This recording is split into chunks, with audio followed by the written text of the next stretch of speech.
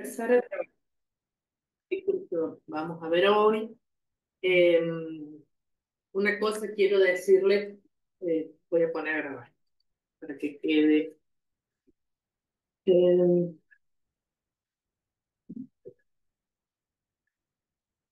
entonces, decía, bueno, entonces decía que antes de empezar a desarrollar los artículos que nos tocan trabajar hoy, venimos muy bien con el cronograma. A ver, quiero hacer la siguiente aclaración por un pedido que recibí por mail o mensaje, no me acuerdo, respecto a la terminología de la materia. La terminología de la materia hace, digamos, a la materia. O sea que, supongamos, para el ejemplo, si yo digo SS, equivale a juez, equivale a director del proceso, que es un juez, y no va a ser suplantada ni cambiada porque son los usos que están vinculados a la materia, como así también un montón de otros términos que venimos trabajando y explicando justamente para eh, que puedan superar, digamos, las dificultades de incorporar un tecnolecto que no es habitual para la formación de contadores que tienen.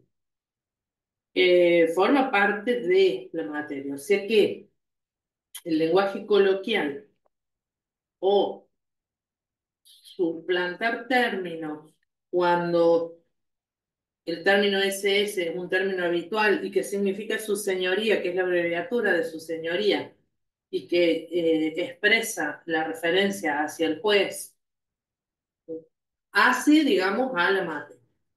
Bueno, dicho esto, quiero saber, porque el día jueves, en la parte teórica que vieron conmigo, desarrollamos un tema que no es complejo, pero que como está todo disperso en la normativa y demás, por ahí sí presenta cierta complejidad a la hora de estudiar. Entonces quiero saber si tienen dudas, si quieren hacer alguna consulta por las dudas y después ya avanzamos. Ustedes me dirán si tienen alguna duda respecto a lo visto el jueves o alguna otra consulta que quieran hacer, no sé. Todo, profe. Dime. Quería preguntar porque me habían dicho que el jueves no teníamos clase por un paro, que no tengo idea de qué sería el paro, y quería saber. No, esto es así. Primero y principal que como nos ayuda la virtualidad y, a ver, no podemos eh, dejar de lado las clases de los jueves porque después tenemos Semana Santa, tenemos un montón de cuestiones que nos alterarían en el cronograma. Sí, sí, eso me Entonces, preocupaba, por eso no entendía. por eso, pero a ver, ¿qué vamos a hacer? Supongamos que el paro afecte el transporte, que eso es lo que a muchos que van presenciales los días jueves les puede complicar. Lo que cambiaría es que en vez de ser híbrido sea 100% virtual, ¿sí? Nosotros vamos a anunciar la metodología cuando se sepa qué pasa el jueves. No sé, yo sé que hay un paro, no sé también de qué es, pero la realidad es que las cosas que, por ejemplo, profesionalmente yo tengo que hacer, no hay paro posible. O sea que, y llegado el caso, como estamos justos con el cronograma y venimos bien y demás, y además es el parcial el día 16, eh, lo único que puede llegar a pasar es que no sea híbrido y que sea 100% abierto. Eso lo vamos a definir seguramente a la mitad, al mediodía del día jueves del día jueves 10, cuando veamos cuál es el acatamiento, si el transporte está adherido o no, ya veremos. ¿Sí? Pero la clase de alguna manera sí o sí se va a hacer. Ah, perfecto, muchas gracias. Bueno, ¿qué otra duda? Yo tengo una pregunta. Dime. Cuando se suspende el juicio laboral, Sí. una vez suspendido, ¿solamente pueden tomar camino del 32 y del 56 Mm. o también pronto pago? Bueno, es muy buena tu pregunta y la verdad que te la agradezco, porque después cuando pensaba lo que habíamos trabajado y demás, digo, esto hay que darle tratamiento. Muy bien. A ver. Si yo me guío por la norma tal cual está escrita, la respuesta sería, y sí, puede ser, suspende el juicio, va por pronto pago, va por 32 o 56, depende de lo que esté vigente, ¿sí? Pero sucede que si uno razona lo que está escrito en el pronto pago y lo vincula a eso con un proceso judicial, un reclamo laboral ante el juzgado laboral, hay que razonarlo de la siguiente manera. Nosotros tenemos dos tipos de pronto pago. El pronto pago automático, en donde el acreedor laboral no hace nada, ¿sí? Y el pronto pago a instancia de pago. ¿Qué va a pasar? Yo me pongo en el siguiente escenario. Muy bien. El acreedor laboral inició juicio antes, ¿sí? Ya que cuando se presentó un concurso preventivo, su empleador, él ya le había iniciado juicio porque había sido despedido, porque no le pagaban, por lo que fuera. Entonces, lo primero que tenemos que nosotros saber, de acuerdo a lo que habíamos visto de las excepciones del 21, es que por imperio de la ley concursal, no va a suspenderse ese juicio, ni se suspende ni se atrae, pero que el acreedor laboral, hoy actor en ese juicio iniciado en el juzgado laboral, sí puede hacerlo por su propia decisión. ¿En busca de qué? En busca de buscar otro camino, encontrar otro camino para poder cobrar. Entonces, ¿qué va a pasar? Va a pasar que si nosotros sabemos que hay todo lo que es el pronto pago automático, en donde el acreedor laboral, actor en el juicio, no hace absolutamente nada, sino que cumpliendo los 4 requisitos que habíamos visto, va a estar incluido dentro de la sentencia de pronto pago, bueno, esa es una primera cuestión en donde si el acreedor tiene juicio y está incluido favorablemente en esa sentencia pronto paguista, claramente va a tener que optar por esa suspensión que marca la ley y cobrar por el pronto pago. Ese es un escenario, siempre que esté, digamos, contenido en esa sentencia. Otro escenario distinto es que no cumpla los 4 requisitos, que es en general lo que le pasa a aquel acreedor laboral que tiene que iniciar juicio, porque seguramente inicia juicio porque busca a través de las testimoniales que se pueden hacer en el proceso judicial laboral, demostrar que él no entró a trabajar en el 2020, sino que entró a trabajar en el 2016 y que tuvo 4 años sin ser registrado. Entonces, lo que va a buscarse es que se haga un pronto pago quizás a instancia de pago, ¿sí? En donde ahí sí el trabajador laboral tiene que instar la petición de pronto pago, siempre que esté en término, ¿sí? Esté habilitada. Si el pronto pago a instancia parte ya no puede ser solicitado porque la sentencia de pronto pago ya fue dictada y ya avanzó el proceso, va a suspender el proceso de juicio laboral para poder pedir o el 32 si está vigente o si ya terminó el periodo de verificación tempestivo, entrar por el 56. Para explicar, no hay un no rotundo o un sí rotundo a tu pregunta, ¿sí? Es razonar el escenario, las condiciones, ¿sí? Y explicarlas. Por eso, cuando se evalúa esto, a lo mejor en un examen final, y ustedes responden, ¿sí?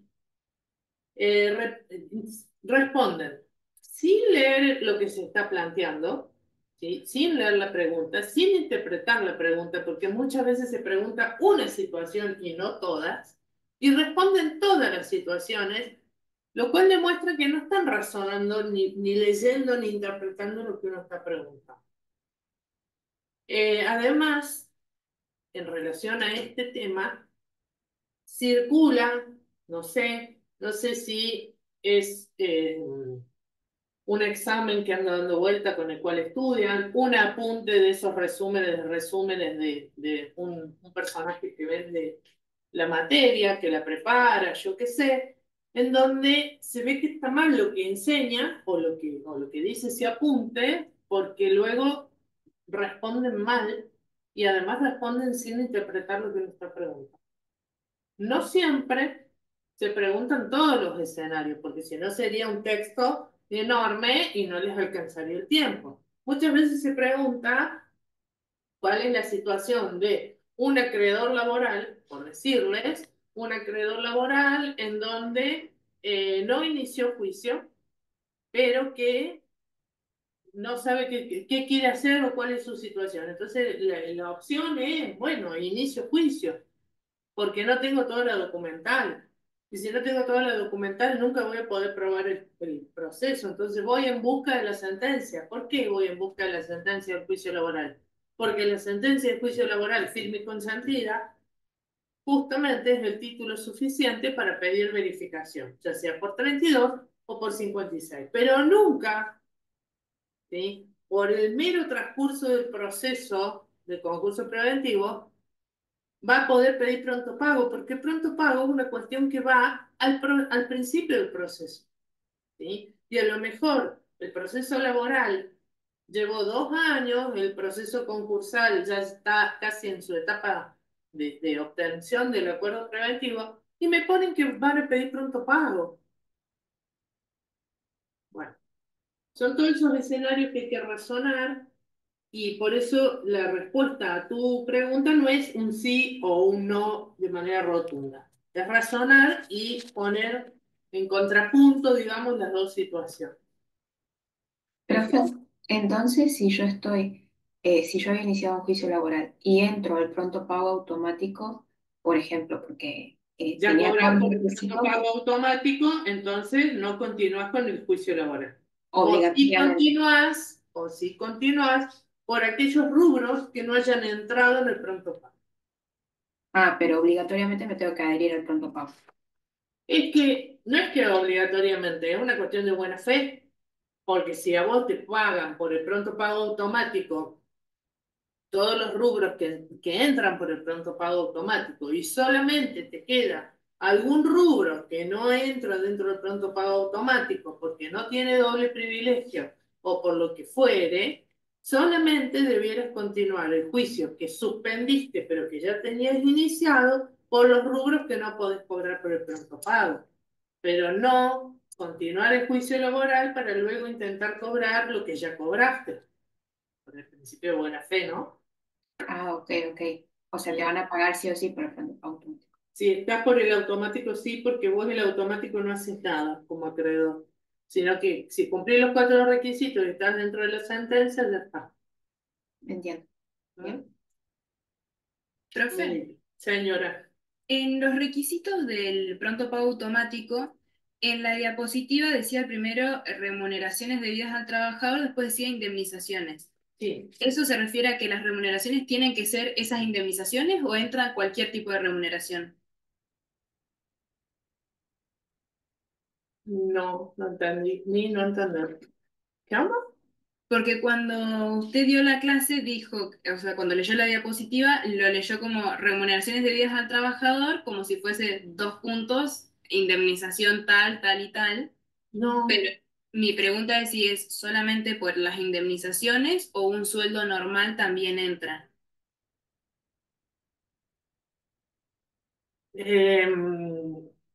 mira, lo que alcanzo a entender de lo que me estás diciendo, me parece que por ahí tenés una confusión respecto a cómo se llaman las remuneraciones cuando hay un despido. Cuando hay un despido, las remuneraciones siguen siendo remuneraciones, ¿sí? En cambio, las indemnizaciones que son en razón del despido, sea causado o incausado, eh, son indemnizaciones. La remuneración en sí nunca es indemnizatoria. No tiene el concepto de indemnizatorio. O yo te estoy entendiendo mal, ¿no? La verdad que no logro entender. No, o sea, yo porque no pude interpretar bien la diapositiva en realidad, pero mi consulta es, uno en las acreencias laborales, ¿reclama solo las indemnizaciones o reclama cualquier remuneración que se le deba? Si a vos te dieron 6 meses de sueldo, ¿las reclamás o no? Sí, Bueno, esos son bien, remuneraciones. Y si a vos te deben la indemnización por antigüedad porque te despidieron, ¿qué reclamás? Una indemnización. bien, ¿Mm? O sea, no sé cuál es tu duda o qué puedo haber dicho yo que te ha generado confusión, pero las remuneraciones siempre son remuneraciones que se deben. Me deben 6 meses de sueldo, me deben 10. ¿Cuál es la diferencia?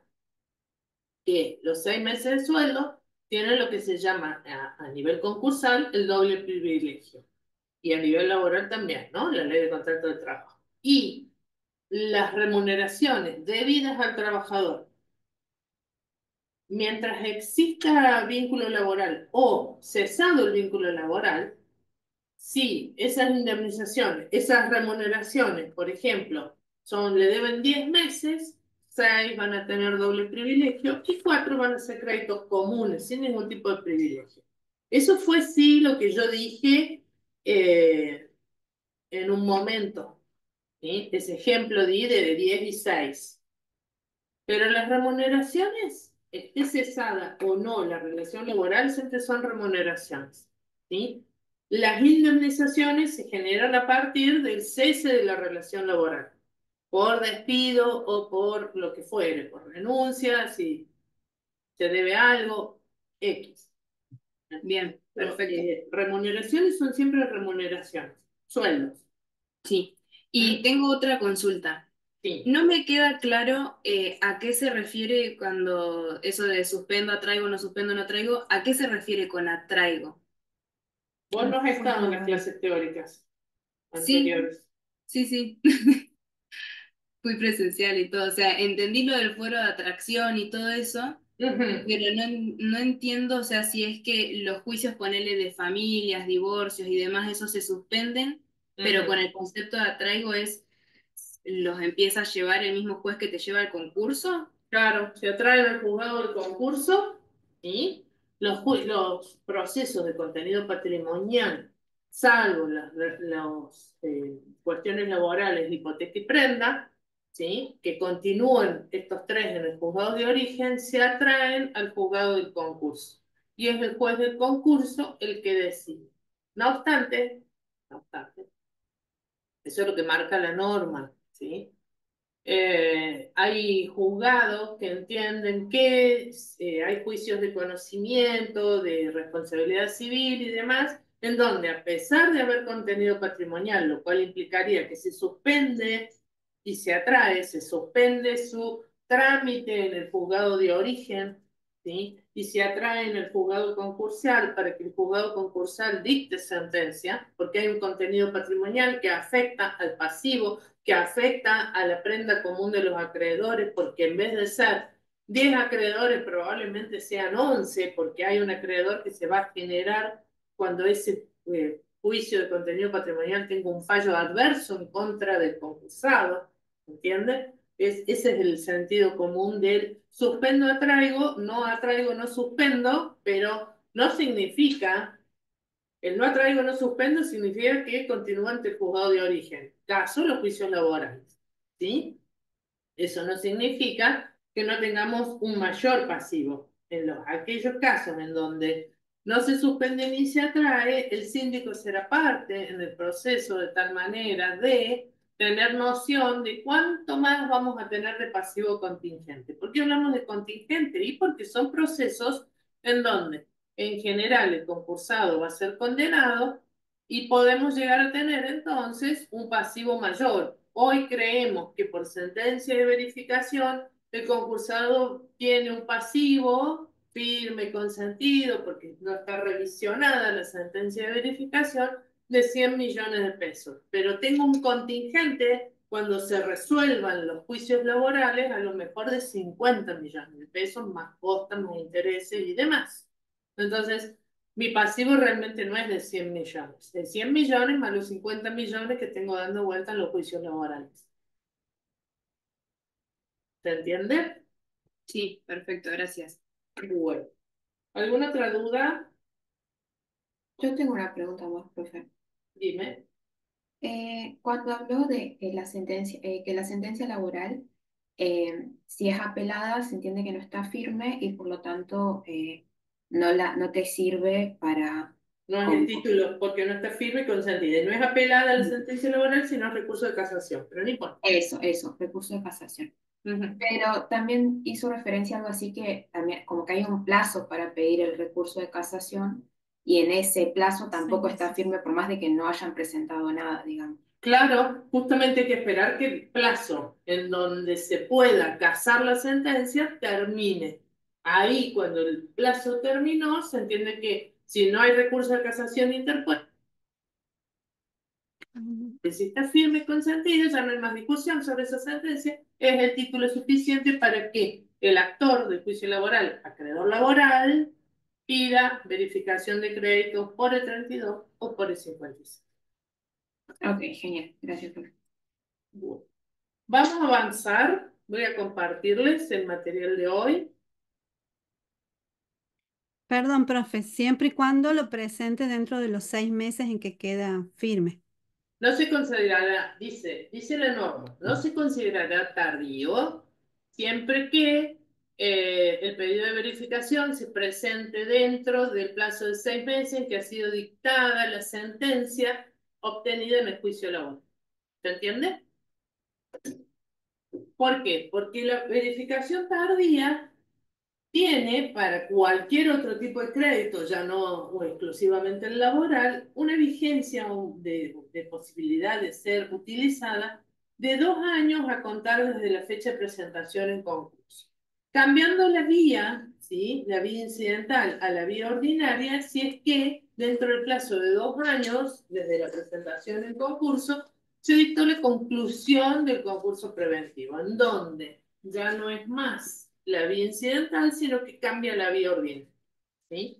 O sea que si yo les pregunto cuál es el plazo para interponer una verificación tardía de un crédito comercial quirografario, la respuesta es 2 años a contar desde la fecha de presentación en concurso, pero si el concurso concluyó antes de los 2 años, ya no será la vía incidental la que se utiliza, sino la vía ordinaria.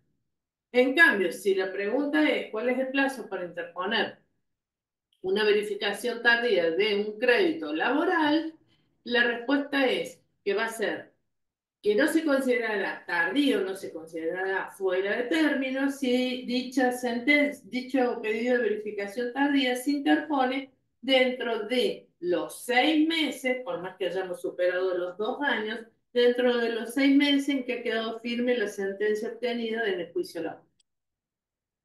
¿Sí? Muy bien. Bueno, nosotros cuando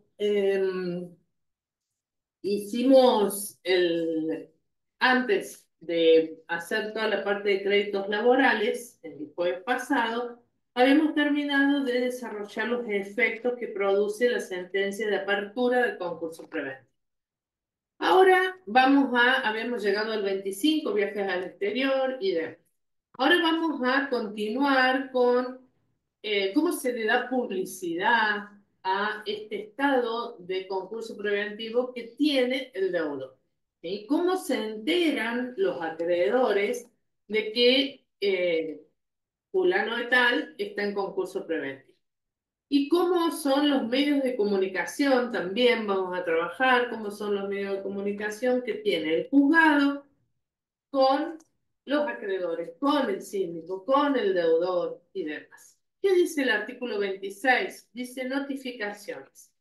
Desde la presentación en adelante, o sea, desde el momento cero en adelante, el deudor o su representante, abogado, deben comparecer al juzgado los días de notificaciones, ¿sí? Que son Ministerio Legis los martes y viernes.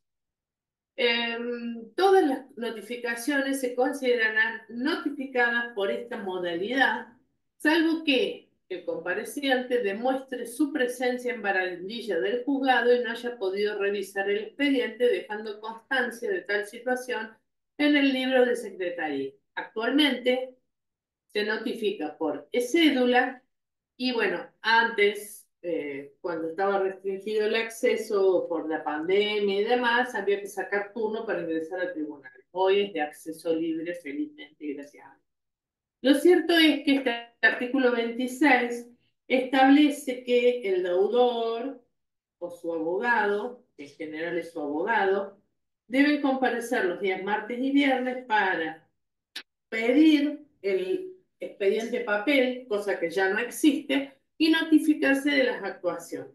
Hoy todas las notificaciones se hacen al domicilio electrónico a través de cédula y así funciona, salvo que la persona que haya que notificar no tenga domicilio electrónico porque nunca ha estado en un proceso judicial, porque no es abogado, porque es simplemente un particular que no tiene vínculo con cuestiones judiciales. Entonces, así, como sigue vigente claramente la cédula papel, que es otro medio, el medio de comunicación tradicional que siempre se usó, se lo va a notificar al domicilio que tenga en el RENAPER, en el DNI, en el RENAPER, de tal manera de que a ese domicilio se le mande la cédula papel para que comparezca a estar a derecho en determinado proceso. Pero sí, como les digo, a quien se va a notificar es al síndico, al deudor, al abogado del deudor y a algunos acreedores que ya han participado en el proceso. El medio de notificación es la cédula electrónica o e-cédula que se envía al domicilio electrónico que el deudor, el síndico y demás tiene constituido. Bueno, ahora, ¿cómo se hace público este estado de concurso preventivo? Ustedes, si mal no recuerdan, cuando se dicta la sentencia de apertura del concurso preventivo, el síndico tiene la obligación dentro del plazo, creo que es de 3 días, no, el síndico no, el deudor tiene la obligación dentro del plazo de 3 días de depositar los fondos necesarios para que el síndico envíe cartas a los acreedores, cartas que el síndico va a enviar teniendo en cuenta el domicilio que denunció el deudor cuando denunció a los acreedores en su presentación del artículo 11. Pero estas cartas no son suficientes. ¿Por qué? Porque solamente se va a enviar cartas a los acreedores que están denunciados. Y por más que ustedes me digan, pero, profe, existen 2 certificaciones hechas por un contador XX que dan cuenta de que no existen más acreedores que los que están ahí denunciados por el deudor. Bueno, ¿cómo será la situación? Que lo que se busca es que a través de estos edictos, aquellos acreedores que no han recibido cartas porque no están denunciados, o sea que existen más acreedores, ¿sí?, tomen razón de la situación de concurso preventivo a través de los edictos. ¿Qué dice el artículo 27 y 28? Dice, la resolución de apertura toma estado público mediante la publicación de edictos que deben publicarse por 5 días. Rige el mismo plazo de publicación por más que tenga establecimientos en otras jurisdicciones, ¿sí? Siendo el plazo para que el deudor obligado en efectuar la publicación le realice de 5 días si no hay establecimientos en otras jurisdicciones y de 20 a contar del auto de apertura si existen otras jurisdicciones. En definitiva, el plazo de publicación siempre es 5 días. Lo que cambia, si hay establecimientos en otras jurisdicciones, es el plazo para hacer el trámite para que salga la publicación. El plazo normal y habitual para hacer el trámite es de 5 días para que salga por 5 días la publicación. En cambio, si hay establecimientos en otras jurisdicciones, el plazo para hacer el trámite de publicación es de 20 días. La publicación también va a ser de 5 días. Se publica tanto en el boletín oficial y en un diario de amplia circulación del lugar de radicación de erradicación del concurso. ¿Qué información? Sí. Perdón, profe. Justamente sobre ese tema, yo les pregunté personalmente a los profes porque en el práctico, porque me generó confusión cuando ellos lo dijeron y lo que les entendí fue que luego que termina la publicación de 5 días, bueno, de la sede central de la empresa, recién luego se hacen las publicaciones de 5 días en las otras jurisdicciones. ¿Entendí mal? Y por eso es que se amplía el plazo a 20 días. No, no, no. A ver, la norma es clara en este sentido. No sé qué habrás entendido. La verdad que no me pude quedar para ver cómo seguía la clase. Lo cierto es lo siguiente. La publicación siempre es 5 días. Bien, ¿Sí? ¿Qué sucede? Cuando vos tenés establecimientos en otras jurisdicciones que implican que vos para hacer la publicación tenés que viajar y hacer el trámite en otro lado, no te dan 5 días para hacer el trámite de publicación, te dan 20. Entonces, yo me pongo en el siguiente escenario. Tengo que publicar acá y en Catamarca. Muy bien, estoy acá, estoy cómoda, voy a La Voz del Interior y el boletín oficial, dentro del plazo de 5 días, hago la publicación, empieza a salir, lo hice hoy, el día número 2 de los 5 que tengo para hacer el trámite, y empieza a salir, hoy es martes, mañana miércoles, ¿sí? Y ahí tengo los 5 días. Resulta ser que después de acá, mis 20 días para publicar en Catamarca, yo tengo los 5 acá de Córdoba para publicar que se solapan con los 20 de Catamarca. ¿Sí? Entonces, los 20 de Catamarca, cuanto yo más me demore para viajar, a lo mejor viajo, yo publiqué hoy que es martes en mi día número 2.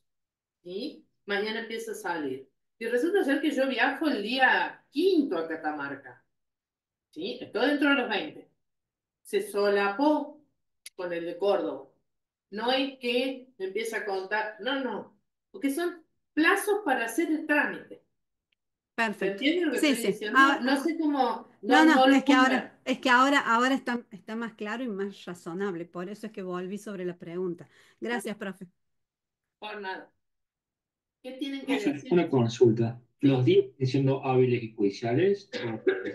Mira, depende. ¿Por qué? Porque La Voz del Interior sale todos los días. Bien. Entonces no te van a cortar la publicación, sale. El Ah, listo, boletín listo. oficial no sale todos los días, sale de lunes a viernes. ¿Me comprendes? Ah, ok. Sí, sí. Depende de eso. Gracias. Bueno, contenido de los edictos.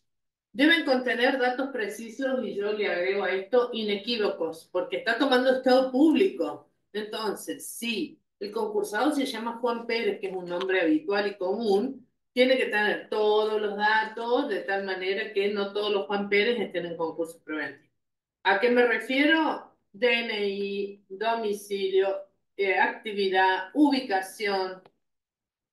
Después, van a tener, bueno, si es una sociedad, de los socios ilimitadamente responsables, los del juicio, o sea, los del proceso concursal judicial, con la carátula, Juan Pérez, pequeño concurso preventivo, expediente número tal, el juzgado interviniente radicado ante el juzgado número 29 civil y comercial a cargo del doctor Ruiz, secretaría tanto, nombre y domicilio del síndico y la fecha límite hasta el límite cuando vence, la cual se recibirán los pedidos de verificación tempestiva y el domicilio y horario de atención a los fines del síndico designado. Los horarios de atención del síndico, que en realidad, como les vine explicando en sucesivas clases, antes esto se hacía en expediente papel, en pedidos de verificación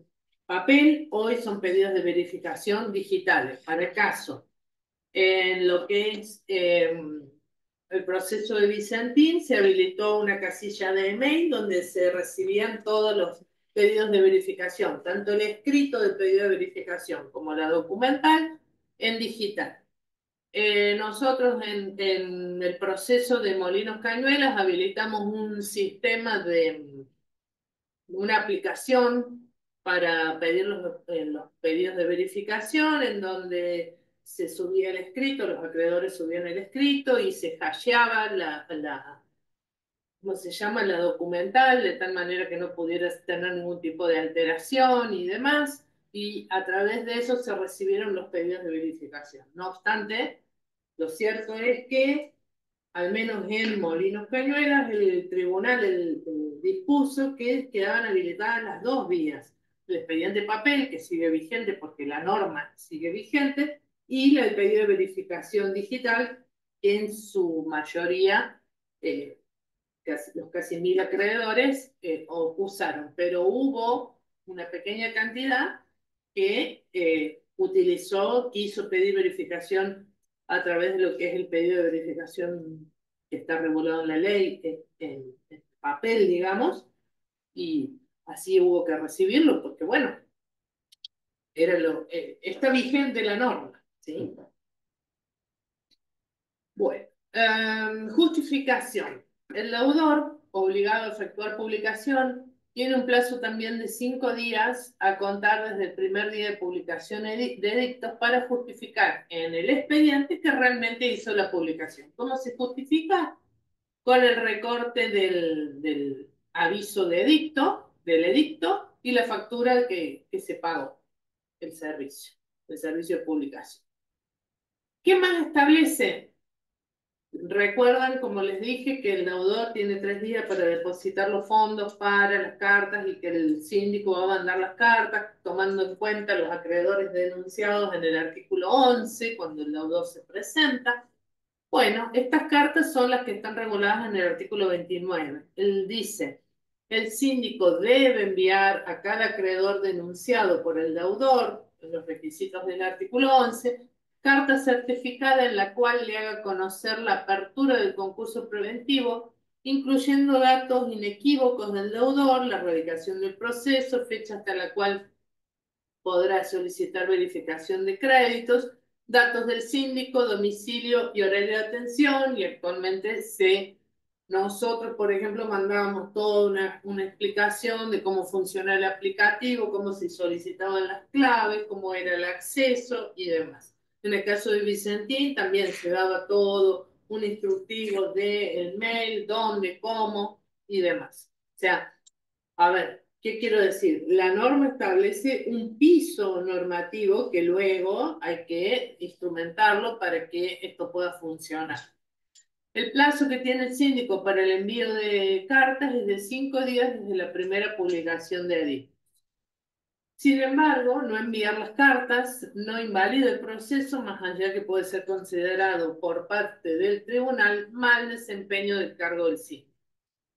Profe, le Señor. pregunto, en el caso de que tenga recién en el caso de Catamarca, ¿no?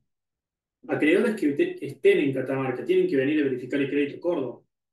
Depende de lo que haya habilitado el tribunal. Bien. Si el tribunal habilita, como les contaba en el proceso de Molino Cañuela, el tribunal habilitó la doble vía, virtual y papel. ¿Sí? Perfecto. Lo pueden hacer vía mail, digamos. No, bueno, en nuestro caso hicimos un aplicativo en donde no era vía mail, sino que concentramos todo a través de ese aplicativo y recibimos todos los pedidos de verificación de todos lados a través de ese aplicativo. Claro, perfecto, profe. Bueno, artículo 30, desistimiento como sanción, obligatorio. Artículos 27, 28, 29, artículo 14, inciso 5 y 8 son los artículos vinculados a este desistimiento como sanción. Desistir, se entiende que no le interesa seguir haciendo, ¿sí? No le interesa, desistió del proceso. Ahora, ¿por qué hablamos de desistimiento como sanción? Y porque en realidad lo que pasó es que no cumplió con lo que el tribunal y la norma le estableció, entonces es sancionatorio porque al no cumplir se entiende que no puede continuar con el proceso. Se los tiene por desistido cuando no deposite los gastos para envío de correspondencia, Cuando no deposite los libros de su actividad en el juzgado para que el secretario del tribunal, secretario que es abogado, coloque nota datada y proceda a su cierre, o no publique edictos, que es obligación del deudor, en los términos del artículo 27 y 28. De hecho, para que ustedes tengan una idea, ¿se acuerdan que yo varias veces les he hablado de los concursos de los consumidores, en donde en realidad no están en cesación de pago, sino que les debitan muchísima plata de su sueldo y no les queda nada para vivir, para pagar tarjeta de crédito y demás?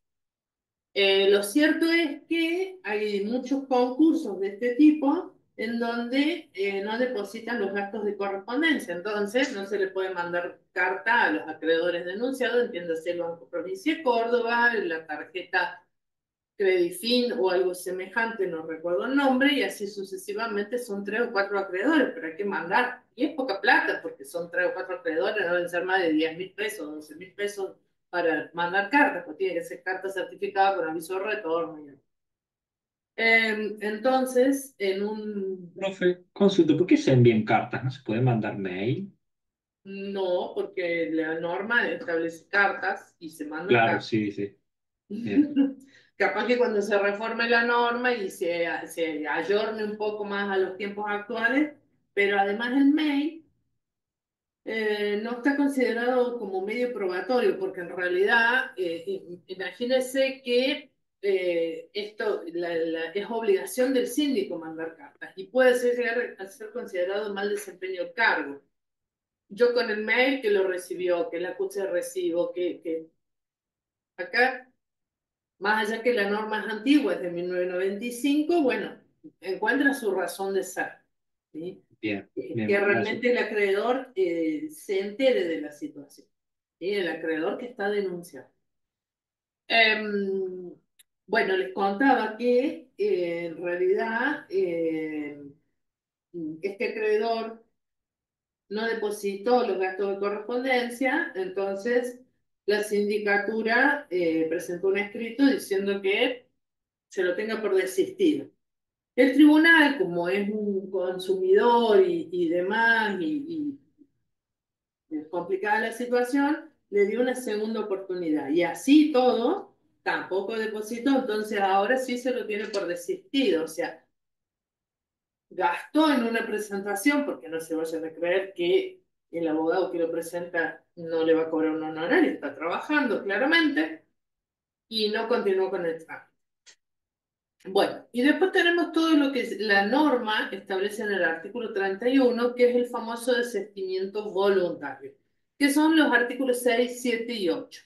Son causales de este desistimiento y el incumplimiento de lo dispuesto en los artículos 6, 7 y 8, ¿sí? Que hablábamos de la ratificación del representante del incapaz, hablábamos de cuando es el patrimonio del fallecido, y hablábamos de la ratificación que deben efectuar los socios accionistas en relación a una sociedad anónima o una sociedad legalmente, regularmente constituida.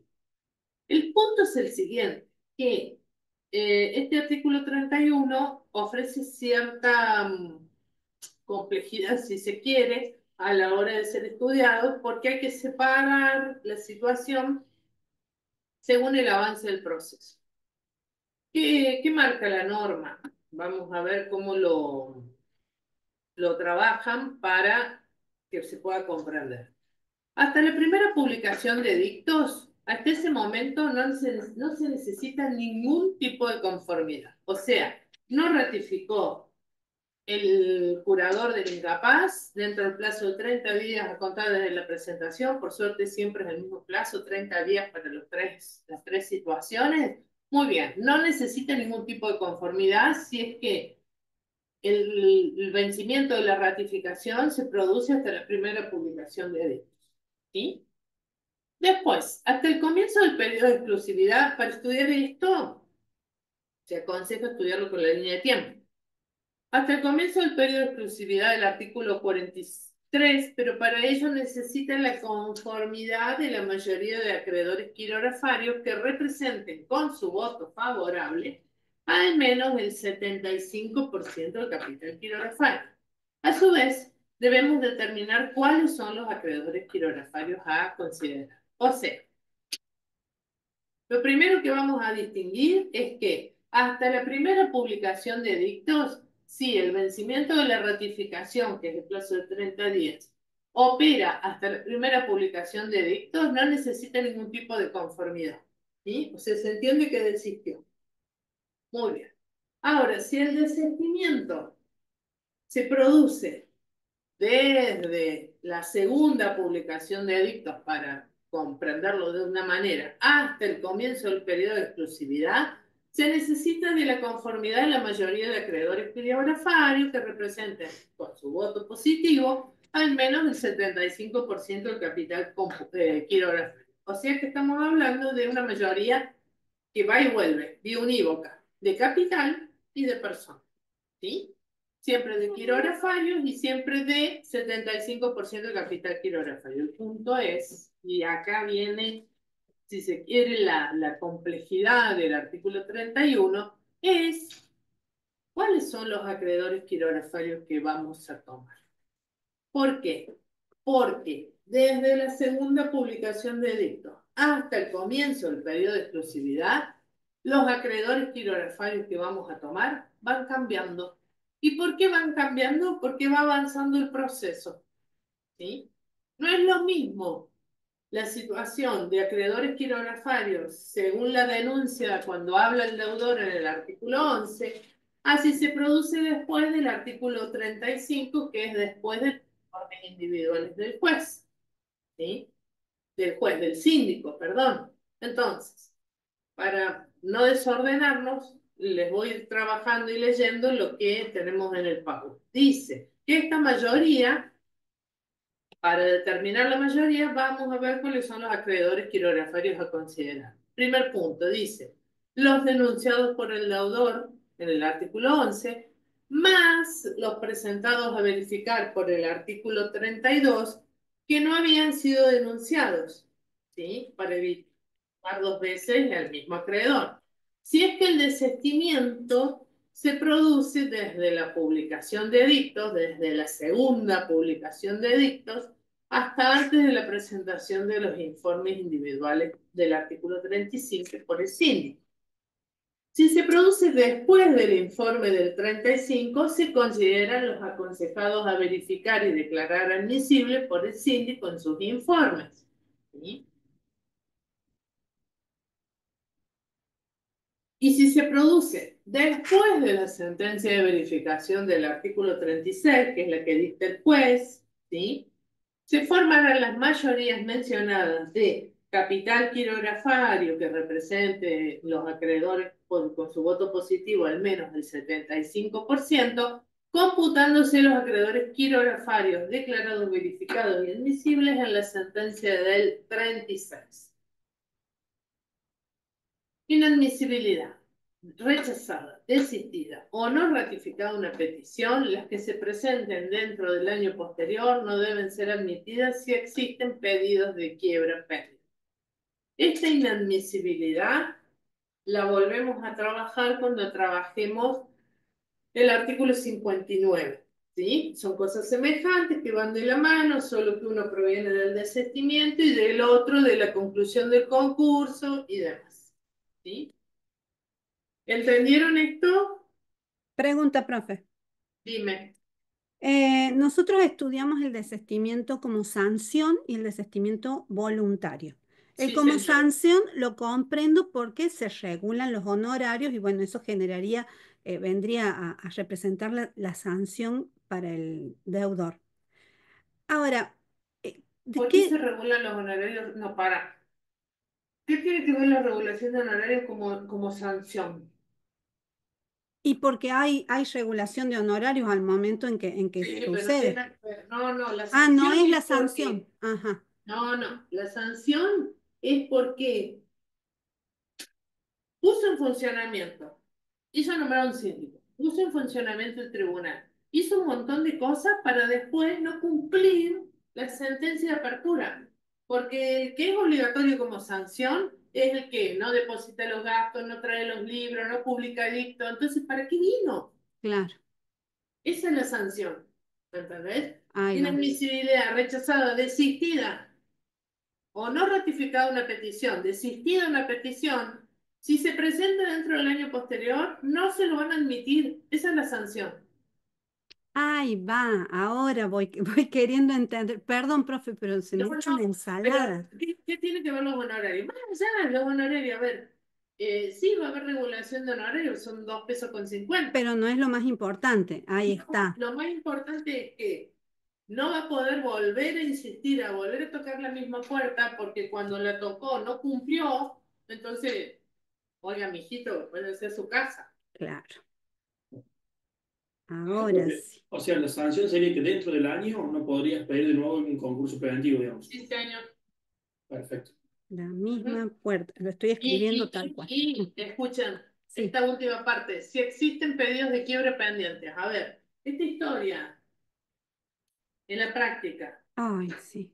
acreedor con título vencido exigible que está furioso, Suficientemente enojado. que está enojado. Entiéndase, los que les prometieron una casa a los desmarques y asociados y no les cumplió. ¿Leyeron los diarios? Sí, le pide la quiebra.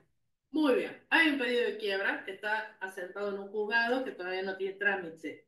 ¿Sí? Sí. Entonces, ¿qué puede hacer? Si la sentencia de quiebra no está, no digo que esto sea el caso de Márquez, pero la norma le posibilita. Si la sentencia de quiebra no está, está en tiempo de pedir un concurso preventivo. ¿Sí? Bien. Salvo que Haya desistido anteriormente.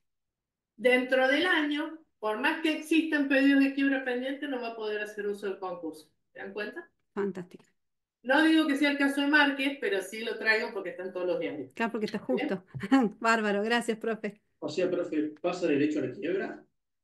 No, no estoy hablando de Márquez, por favor, ¿eh? No, pero digo que en el caso de este Claro, desistimiento pasaría derecho a la quiebra. no tendría defensa, digamos. No podría hacer un concurso preventivo como medio para superar el estado del pedido de quiebra. Perfecto. Esa es la sanción. Listo, ¿Vamos? profe, gracias. Bueno. Proceso de verificación tempestiva. Déjenme ver una cosa.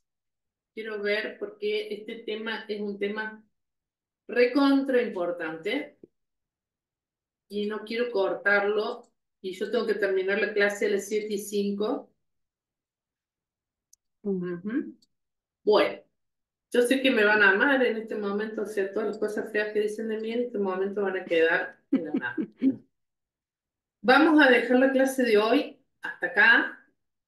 Mañana vamos a arrancar con un proceso de verificación, porque es un tema central, es uno de los ejes centrales del proceso concursal, porque acá quienes se presentan son los acreedores que dicen ser acreedores del concursado y que van a tener el proceso para demostrar que realmente son acreedores. Es un tamiz, una zaranda, que en donde viene el acreedor, viene con un escrito, viene con documental, se presenta ante el síndico de manera presencial o virtual, como se haya estipulado el proceso de verificación por parte del tribunal, para que el síndico diga y opine, elevando un informe por cada solicitud de verificación. ¿Sí? Esa es la introducción del tema que vamos a ver mañana, el tema central y fundamental dentro del proceso de concurso preventivo y también dentro del proceso de quiebra. ¿Sí? Pero no lo quiero cortar, es un tema que nos va a llevar un rato y que tiene seguramente muchas consultas, muchos ida y vueltas porque es fundamental. Así que bueno, hasta acá llegamos en el día de hoy y mañana nos vemos a las 8 de la noche también de manera virtual. Profe, una última duda. Sí. Dime. En cuanto al parcial, quería saber sobre el formato, si van a ser, tengo entendido que son choice y alguna desarrollando. Sí, señor. Sí, señor. Es buena su pregunta porque este año vamos a introducir un cambio, otros años han sido todas choice. Y después cuando llegamos al segundo parcial y vemos la terminología y la redacción, nos largamos a llorar. Entonces, este año vamos a entrar con un primer parcial que va a ser un mix, una mezcla entre choice y una pregunta a desarrollar de todo lo que hemos visto en clase. ¿Sí? tanto teórico como práctico. Sugerencia, vean como quieran, las choice son nuevas, así que las choice que andan dando vueltas y toda la movida, saludos a las choice viejas. Eso, ese es el formato. Dura 1 hora y claramente 100% presencial, papel. Profe, ¿puedes subir las filminas de jueves? No sé si ya lo subió. Hay mucho subido, la del jueves no. Entre hoy y mañana se sube tanto lo de hoy como lo del jueves, como lo del práctico. Bueno, lo del práctico ya está porque es la línea de tiempo que la terminaron, así es que ya está subida. Bien. Consulta mañana también es 100% online, ¿no? Sí. O sea, conmigo. Sí, y el jueves al mediodía vemos qué hacemos con el tema del paro. Clase vamos a tener, no será híbrida, será virtual, no sé, porque si hay paro de transporte, lo híbrido queda en la nada. Bien. El Meet es este, profe, para mañana. No, capaz que los chicos sepan, tus compañeros sepan cuál es el enlace del miércoles. Perfecto, perfecto. Pedilo, donde nos encuentres estamos. Listo, profe, gracias. Incluso en el aula virtual usted puso el enlace del día de miércoles, profe. Bueno, gracias, así lo busco. Bueno, ¿alguna otra duda? No, porque la duda que teníamos todos esta tarde era si los teóricos iban a seguir siendo virtuales completamente o no. Pero Bueno, por el momento sí. porque usted Por el iba a hacer momento la sí, porque consulta, me acuerdo, en la SAE. claro, pero ¿qué pasa? La respuesta es como que hagamos virtualidad porque hay muchos alumnos que están lejos, que no pueden venir, y la verdad que no hay mayores interesados por estar dentro del aula. Entonces voy a estar en el aula sola. eh, Totalmente. No, muchísimas gracias. Igualmente. bueno, nos Gracias. vemos mañana. Gracias, profe. Adiós, adiós. Muchas Chao, gracias. chao. La próxima. Chao, profe, gracias. Chao.